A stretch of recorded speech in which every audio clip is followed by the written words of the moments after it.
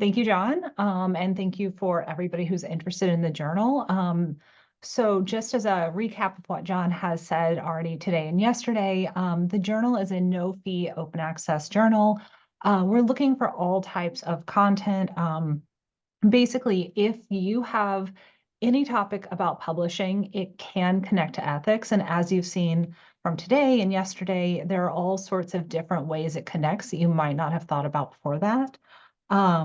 And we are interested in all types of publishing, not just scholarly content. So if it's publishing and ethics, we want it.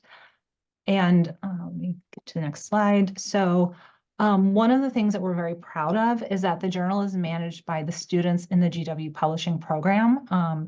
And we have 5 student committees for content, editorial, e-publishing, marketing, and then strategy and sustainability. So we do have a couple of the student leads with us to talk a bit more about what they're doing right now, what our priorities for the year are, and just to give you some insight into how the journal functions. And Haley, I believe you are on the call. Were you ready to go first? Sure. Thank you. So strategy and sustainability is a bit different than the other journal committees.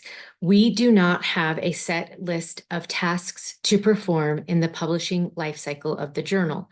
We are utilized as a support in various organizational capacities as needed.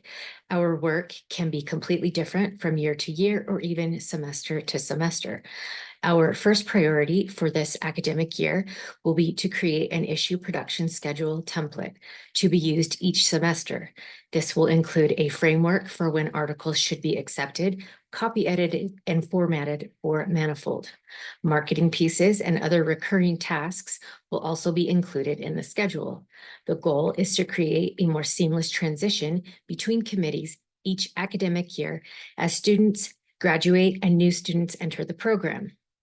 Our second priority will be to conduct a review of other George Washington University journals and perform analysis of how they function and what systems they use, along with any other comparison points.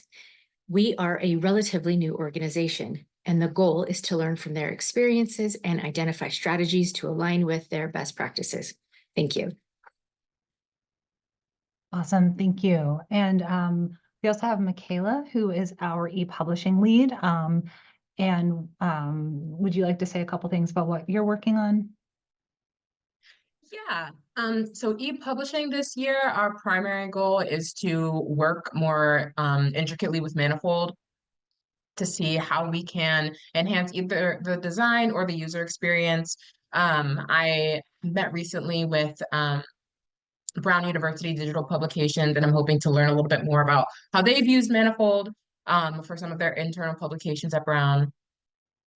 And then aside from that, I'm also working on publishing the Black Stripe competition winners from this past June, which is not necessarily specific to e-publishing, but is also something that I'm working on. And then in general, the e-publishing committee essentially is ingesting all of the articles into Manifold and then formatting them and ensuring that they're functional and making sure that our user experience is as seamless and efficient as possible.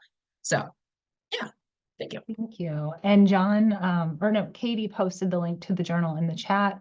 And so you can see the Manifold is where we have the journal hosted and where you can read it.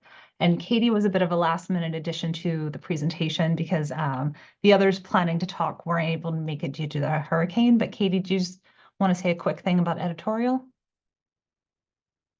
Sure. My name's Cady Hockman. I'm the editorial lead, and editorial is engaged with peer reviewers, authors, journal management, and less engaged with our audience than some of the other journal committees, but we're directly tied to journal management and peer reviewers, authors. So if you have any questions, please feel free to reach out to us. We do have our GWU Press email listed within our Scholastica page as well.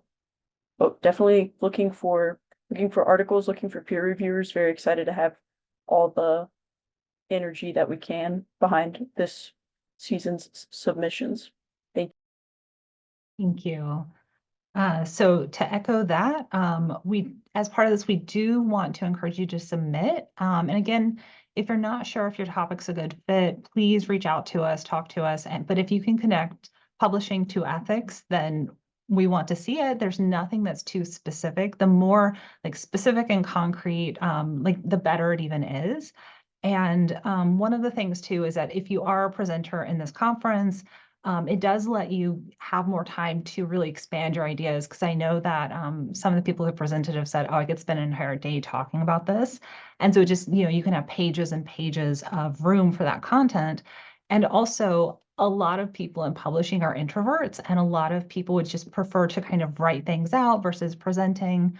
And so this gives you that ability to express your ideas in writing, and then you can just send links to everybody and maybe email back and forth about it. And another thing, as Cady mentioned, is we are very, very excited to announce a new sponsor for the journal, which is Scholastica. And they are now supporting us with a peer review system. And this will further accelerate our process and our publication schedule by allowing for a more streamlined experience for reviewers and authors. It is very easy to use for both reviewers and authors, again, because it's very quick, it's very easy. And speaking of reviewers, peer reviews are the backbone of journals. And if you are interested in reviewing, like if you want to get involved, but maybe you don't have time to write a full paper, please contact us, email this address, email me, add us on LinkedIn, and we would be happy to add you to our reviewer pool. That is how authors develop their ideas. It's how we find kind of the holes in arguments. And so that would be a very valuable contribution to the journal as well. And then here's a little QR code to the journal. And I think we have a few minutes left. If there are, questions or things you wanted to talk about, John. So, as you know, we've been doing this journal for a few years. Previous to you, Randy Townsend was our inaugural editor-in-chief. From your perspective, but also from the committee members, what are some of the challenges that you've been facing doing a student-managed journal? That's a good question. That's one that we have been talking about, especially with Haley and the Sustainability Committee, which is as students come in and as they leave, like that, there's that concern of handing over and making sure the knowledge is really contained and that we can do that streamlined. And it's been something that Tia, our former managing editor, really kind of started up trying to make sure we had things documented. And so providing continuity to the journal while also making sure students are getting that learning experience has been a balance. But I'll let the students weigh in on that one since they're the ones sort of experiencing it from the learning side as well. Do any of you have thoughts? I think the learning part for me has been fairly straightforward just because it connects so deeply with a lot of our classes. And also everybody is just so supportive, which I really, really appreciate. As in terms of just functioning as a journal in general, I think funding has been a challenge. And that's something else that also kind of separate from e-publishing I'm interested in working on this year is just seeing what grant opportunities are available for us just so that we can get more creative in just the things that we're able to do. But yeah, no, I think everybody has a lot of energy and excitement about the journal. So if we're ever confused about something, everybody's very responsive and helpful, which is great. And I'll chime in here too. I think that we are, especially on the editorial committee, we're always trying to find peer reviewers. So not to really hammer it in too hard, but truly, if you have any sort of area of expertise, or even if you're maybe struggling offhand to think of what you are specifically really capable of reviewing or assisting with, you're almost certainly going to be a very, very valuable resource for us as a peer reviewer. If you have the time and the spoons to contribute to something like that, we would be incredibly happy to have you. Yeah, that's a good point. There's a lot of, I think, imposter syndrome when it comes to reviewing. We talk about that a lot in my day job as well. People who have the expertise, who absolutely know the content, who have great insight, think, oh, I could not I'm not qualified to do this. My contributions wouldn't be deep enough, but you'd be surprised. Like, you know so much more than you think you know, or you think, oh, this is obvious information. Everybody knows this. Like, I will talk to colleagues and they're like, well, oh, this, and this. And it's something I have no idea anything about. And that's what we're really looking to do is, shed light on things that people have never even thought of. And so even, in the chat before, there was a whole discussion about AI, and there's just all these different experiences and thoughts. And that's what we really want people to understand is you have more insight and expertise than you probably, really think you have.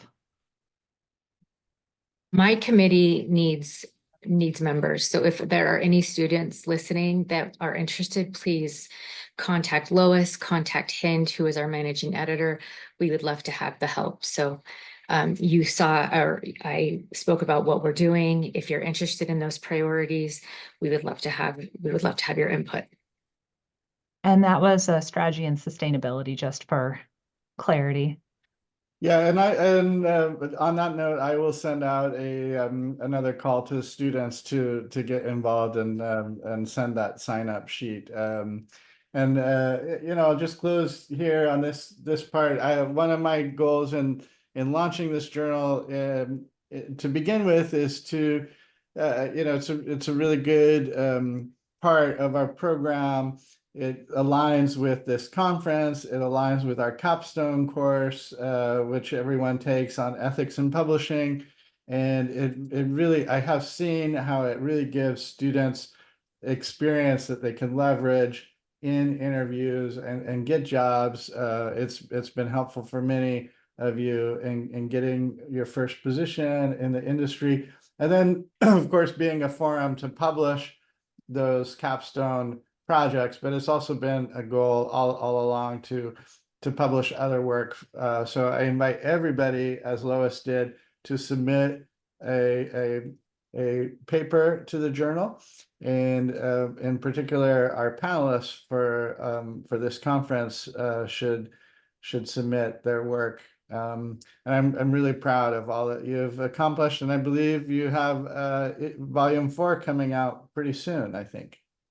Yeah, we're waiting on a couple revisions, but we've got a lot of really strong, interesting content that we're excited to get out there. Well, thank you, Lois and Mikayla and Haley and Cady for joining us here. I appreciate you taking the time to join us, and Mikayla, it was also great to see your presentation yesterday, which was awesome. And I will mention, Hind Bergy was not able to join us, but she's been doing a great job taking over as managing editor, and we'll see some of her work and the other committee members very soon with the next issue.